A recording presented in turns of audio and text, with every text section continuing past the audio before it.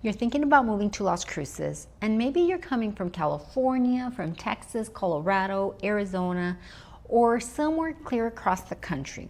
You've looked at Zillow, you've watched a few neighborhood tours, you've probably even fallen in love with these Oregon mountain views. But there are some things you simply don't learn until you live here. I've helped a lot of families relocate to Las Cruces over the years, and almost every one of them tells me the same thing. Nobody told us that. So today I'm going to share with you 15 things people are most surprised by after moving to Las Cruces. Some are incredible, a couple might make you think twice, but if you're considering making Las Cruces home, I think you'll be glad you knew these before packing the moving truck. I'm Elaine Lucchini, and I help people relocate to Las Cruces every single week. And if that's something you're considering, stick around, because by the end of this video, you will have a much better idea of what everyday life here actually feels like. Let's get into it. Number one, life here moves a lot slower. This is probably one of the biggest adjustments people make. Life here just is slower. Now, don't confuse slower with lazy. People still work very, very hard here. Businesses are busy, kids still have school and sports and all that, and life is still happening. But the frantic pace of life you find in larger cities just really isn't here. And one of the reasons is because we simply aren't spending 2 hours every day sitting in traffic. Most places you need to go are maybe a 15-20 minute drive away. And instead of racing from one appointment to another, people actually have time to enjoy their day. Now, I notice this all the time with my relocation clients. I notice it because, trust me, I'm from one side of town to the other in order to show houses. And so after people spend here a few days, they say it seems so relaxed. Everyone seems so relaxed. And it's true. It's one of my favorite things about living here. I think we actually enjoy life a little bit more because we aren't constantly rushing to get through it. I've lived in bigger cities, I visit bigger cities, and that pace of life is good for me for maybe a week, and then I miss how slow everything feels here in Las Cruces. Number two, the city is much bigger than people expect. So when people hear Las Cruces has around 150,000 people, they picture a compact little town. And it's really not. Las Cruces covers a surprising amount of land. You can live in the East Mesa near Dripping Springs, or you can live all the way on the other side in Picacho Hills, down near Mesilla, or even closer to NMSU. And every area has a completely different feel. And because we don't have any skyscrapers everywhere, you can often see clear across town.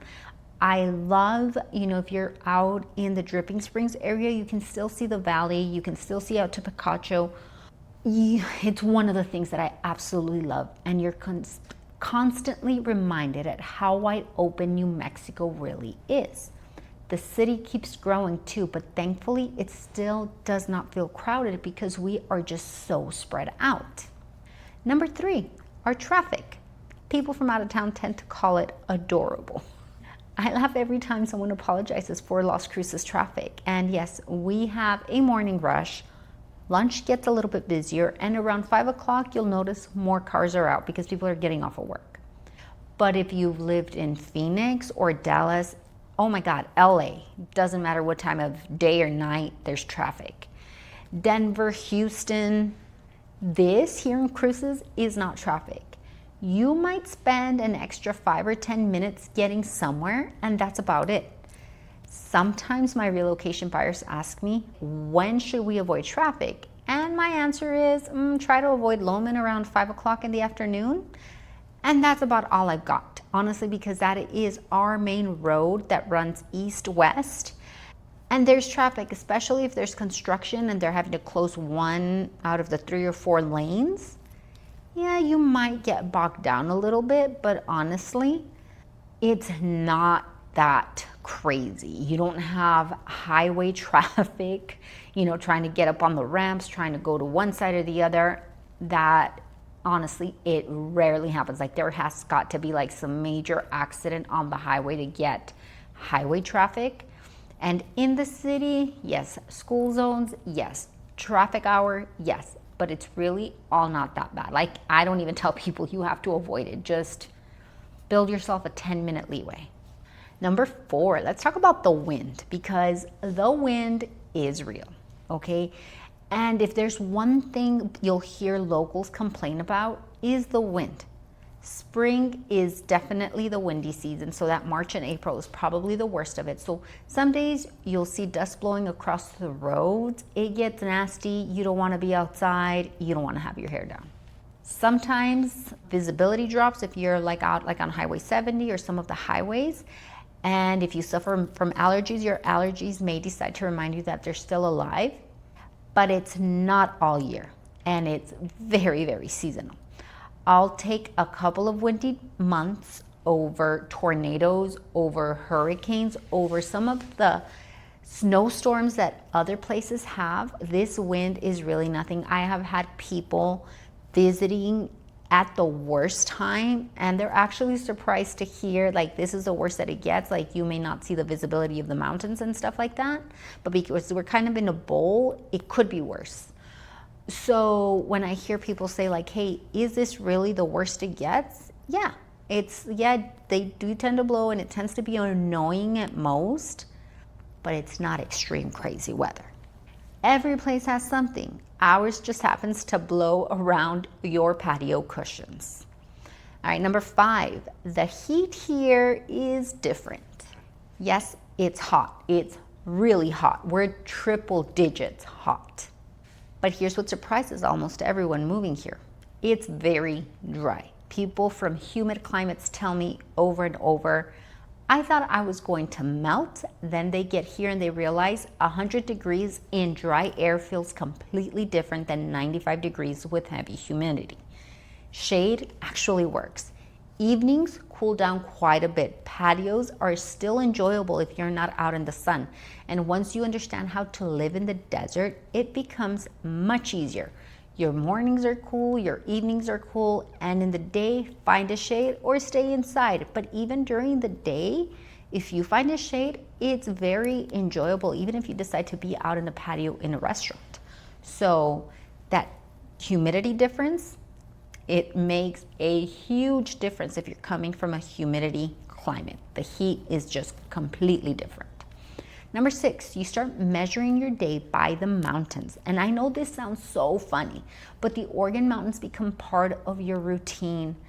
The mornings, they tend to be this soft blue, and then the sunset, they turn pink and orange.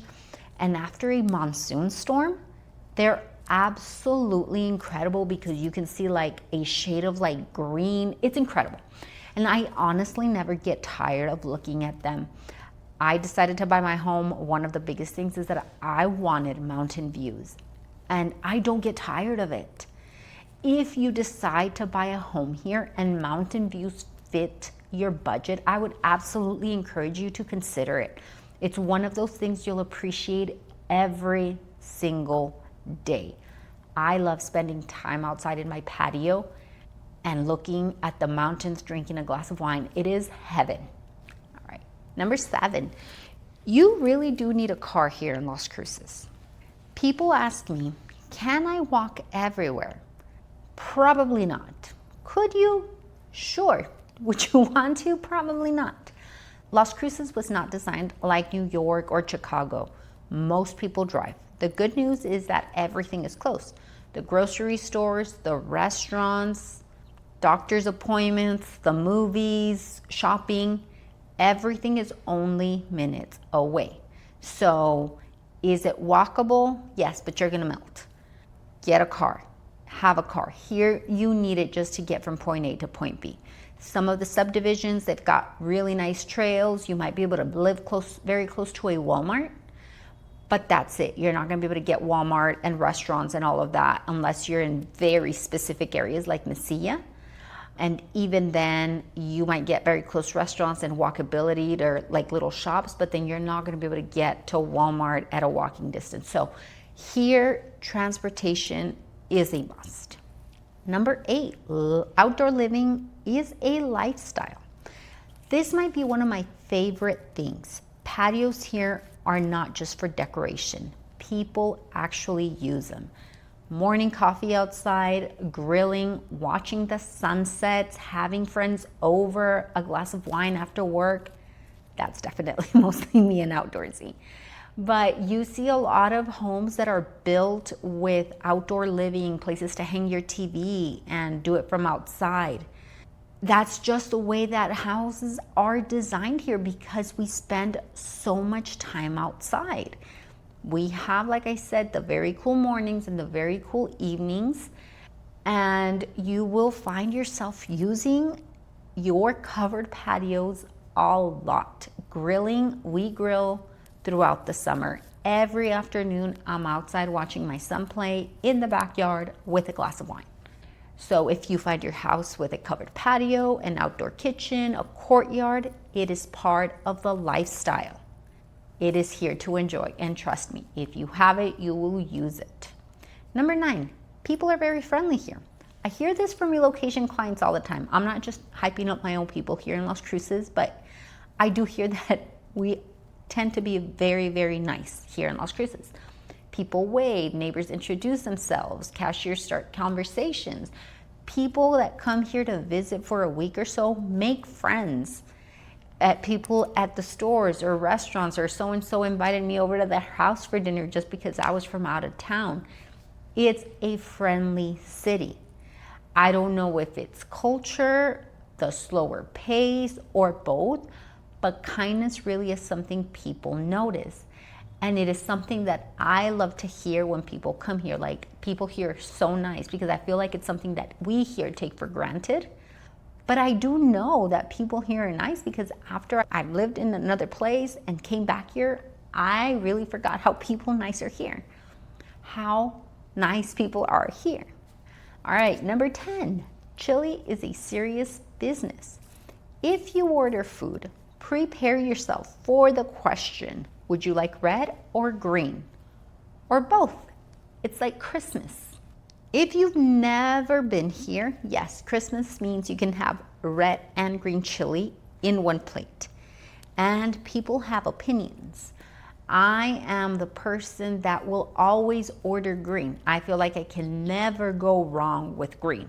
Red, I'm a little bit more sympathetic to my mom's red chili. I love my mom's, and it's really, really hard to get that anywhere else. But I know that green chili, I'm gonna get good wherever I go. Sometimes it's mild, sometimes it's hot, but it's always amazing because it's local. So if you've never had authentic New Mexican chili, put it at the top of your list.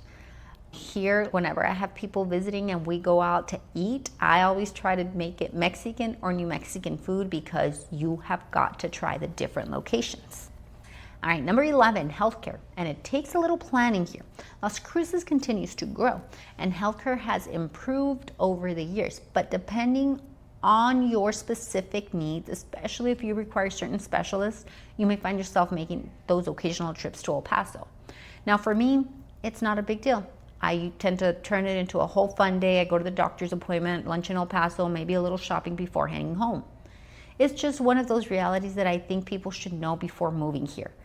Look at the specialist list of what we have. We have grown in the last few years. You're going to find some really good cardiac specialists and other kinds of treatments, but I do know that we're not at the top of the list when it comes to medical lists. So if you are somebody that visits medical facilities a lot, make sure that El Paso is something you're okay with traveling to often, or maybe Las Cruces might not just be for you, just because we do not have a strong healthcare environment. Number 12, new construction isn't just in one area. So when people think of new construction, they immediately think of Metro Verde, because yes, that's where a lot of the growth is happening. But it's not the only option. You can find newer homes that are being built in the Picacho Hills area. That's going to be a little bit more of your luxury. Dripping Springs out on the East Mesa has houses, a lot of new houses actually coming, and that's a lot of acreage. Sonoma Ranch also has pockets that still have some vacant land, and you have a few builders that are still building in that those areas, I mean, they tend to be a little bit more expensive than if you were looking at Metro Verde because there's not a lot of land like there is on the outskirts, but it is possible to find newer construction around the city. One thing I love is that you don't always have to choose between a brand new home and an established neighborhood. Sometimes you really can have both. Number 13, the sunsets will never get old. And this might sound dramatic, but I honestly believe we have some of the most beautiful skies in the country. The colors change every single night. Now, I'm not comparing it to the northern lights or anything like that, but we have some beautiful sunsets. Some evenings, the entire Oregon Mountains range lights up in shades of like pink and orange and purple. Even if I'm driving home, I catch myself looking toward the mountains, thinking, wow. And yes, I've lived here for years and it still happens. And I feel that the more that I help people coming from the outside to move to Las Cruces and they just talk about how beautiful this place is, it has really helped me realize like, wow, Las Cruces is beautiful. And I take this in every time that I'm driving down into Sonoma, going into the east or going into Picacho, and I'm like, wow, it's like I'm seeing stuff for the first time. Like this is what people love. Or if I'm driving with clients in the car and they just think how stunning this place is. And to us, it's just little old Las Cruces. But then somebody else comes in and they say like, wow, this is the desert and it's green and it has mountains and we don't have skyscrapers covering the whole city. Like it is absolutely beautiful. So number 14, if you love being outside, you're probably going to love it here. Whether it's hiking the Oregon Mountains or you love playing golf, relaxing by the pool, or just walking Mesilla, or sitting outside with a glass of wine like I usually do, you can spend a lot of your life outdoors. We get so many sunny days each year that being outside just becomes a part of your everyday life. So number 15, most people tell me they wish they had visited sooner. And it's not because Las Cruces is perfect. It's so far from. No place is perfect, but because they realize that life doesn't always have to be rushed. People smile, people wave, the mountains become a part of your everyday life. You spend more time outside, you slow down a little bit, and sometimes slowing down turns out to be exactly what people were looking for all along. If you're thinking about moving to Las Cruces and you're still trying to figure out where you might fit, I would love to help. I put together a free relocation guide that covers neighborhoods, local tips, and the buying process. And I'm also happy to build a personalized relocation plan based on what you're looking for because everybody has a different timeline, and I understand that. So if you've got any questions, leave them in the comments. I answer everyone, and don't forget to subscribe. I also have a newsletter that goes out weekly. It's Living in Las Cruces, and it lets you know a little bit about life here as an insider. Until the next time, I'm Elaine, your local realtor, and thanks for coming along, and I'll see you in the next one.